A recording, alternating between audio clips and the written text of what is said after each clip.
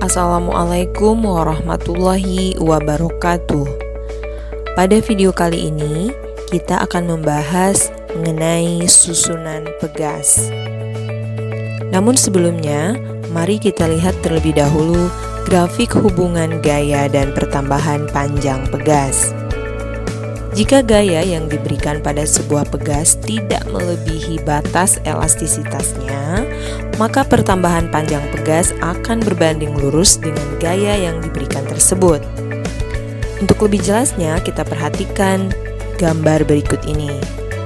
Sumbu X adalah pertambahan panjang dan sumbu Y adalah gaya. Nah, jika kita perhatikan, garis dari titik O ke titik A berbentuk garis lurus. Nah, ini merupakan batas linearitas. Kemudian dari titik A ke titik B, kita perhatikan garisnya sudah tidak lurus lagi, tetapi sudah mulai melengkung. Dan di titik B merupakan batas elastisitas. Daerah ini masih dikatakan sebagai daerah elastis. Nah, ketika melewati batas elastisitas dari titik B ke titik C, di mana titik C kita sebut sebagai titik patah. Daerah antara B dan C kita sebut daerah plastis. Ini menunjukkan bahwa ketika gaya yang diberikan sudah melampaui batas elastisitasnya, maka benda tidak dapat lagi kembali ke bentuknya semula. Dan bentuknya pun sudah berubah dari elastis menjadi plastis. Berikutnya, kita akan melihat grafik hubungan gaya dan pertambahan panjang pegas di daerah elastis di mana tidak melampaui batas linearitasnya. Kita misalkan kita memiliki data hasil praktikum seperti pada tabel, di mana kita memiliki 4 kali pengukuran, yaitu dengan gaya 10 Newton, 20 Newton, 30 Newton, dan 40 Newton.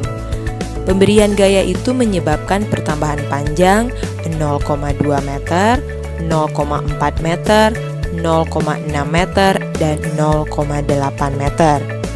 Jika titik-titik itu kita plot pada koordinat kartesius, maka kita peroleh hubungannya adalah garis lurus dan bentuknya miring.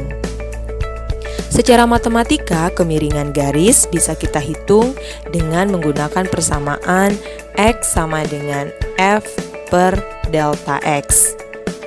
Untuk data yang pertama, kita peroleh X1 sama dengan 10 dibagi 0,02 meter sama dengan 50 Newton per meter.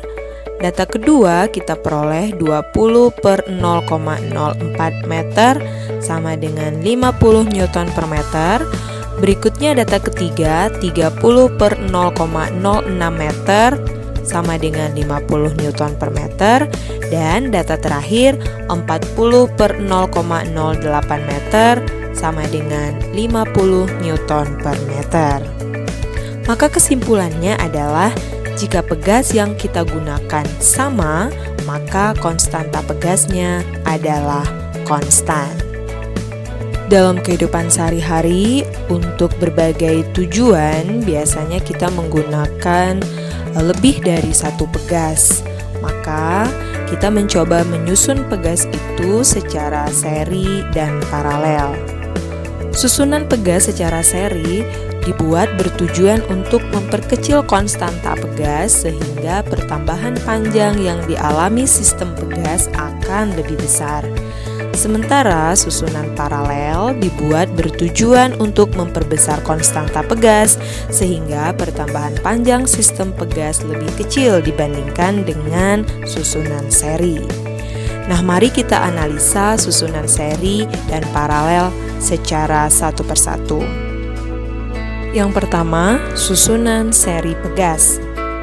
Pegas dikatakan disusun secara seri apabila antara pegas yang satu dengan pegas yang lainnya disusun secara langsung. Seperti pada gambar ini. Adapun prinsip rangkaian seri, yang pertama, gaya tarik yang dialami tiap pegas sama besarnya, dan gaya tarik ini sama dengan gaya tarik yang dialami pegas pengganti. Sehingga kita tuliskan F1 sama dengan F2 sama dengan F. Yang kedua, pertambahan panjang pegas pengganti seri delta X sama dengan total pertambahan panjang tiap-tiap pegas. Dan apabila kita ingin menghitung nilai konstanta pegas pengganti, kita bisa menggunakan persamaan 1/Ks sama dengan 1/K1 ditambah 1/K2 ditambah 1/Kn apabila jumlah pegasnya sama dengan N. Yang kedua, susunan paralel pegas.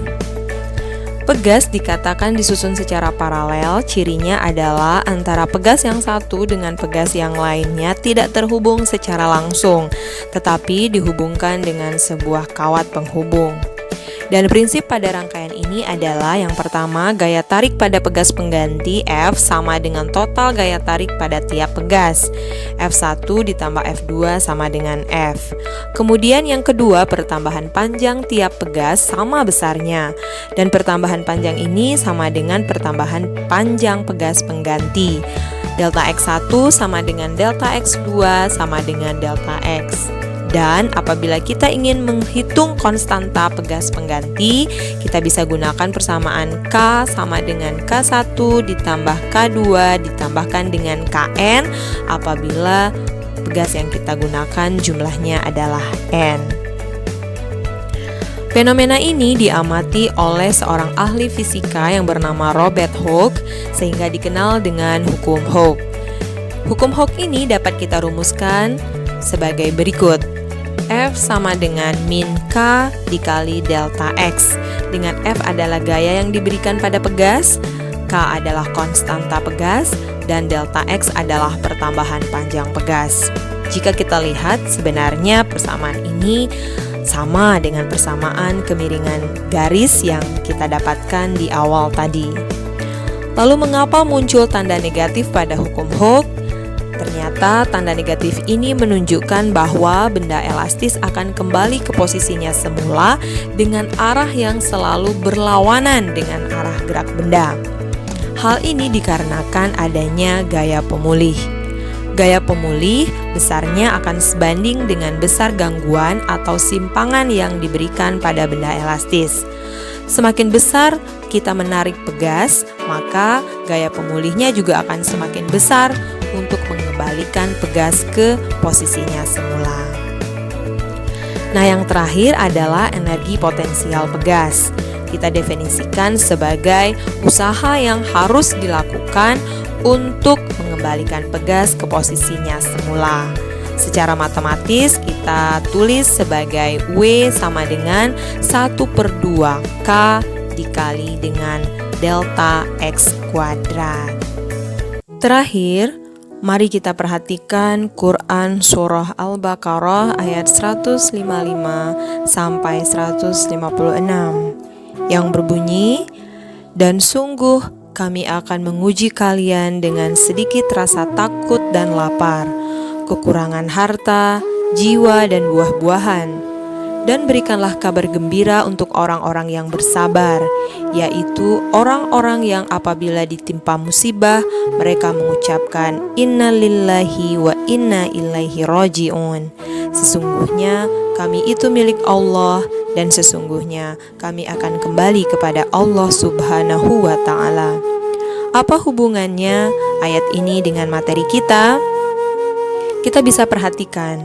Sama seperti pegas, apabila diberikan tekanan, maka dengan bantuan gaya pemulih akan kembali ke bentuknya semula. Demikian juga kita, tekanan akan diberikan tetapi sedikit saja. Tekanan itu dalam bentuk rasa takut, lapar, kekurangan harta, jiwa, dan buah-buahan. Lalu apa gaya pemulih kita? Gaya pemulih kita adalah kalimat Inna lillahi wa inna ilaihi raji'un. Sehingga setelah kita mengucapkan kalimat itu, kita akan kembali ke posisi kita semula. Kita akan kembali kepada Allah Subhanahu wa Ta'ala, sehingga kita akan mendapatkan berita gembira karena kita termasuk orang-orang yang bersabar. Maha benar Allah dengan segala firman-Nya. Terima kasih. Sampai berjumpa pada video berikutnya. Wassalamualaikum warahmatullahi wabarakatuh.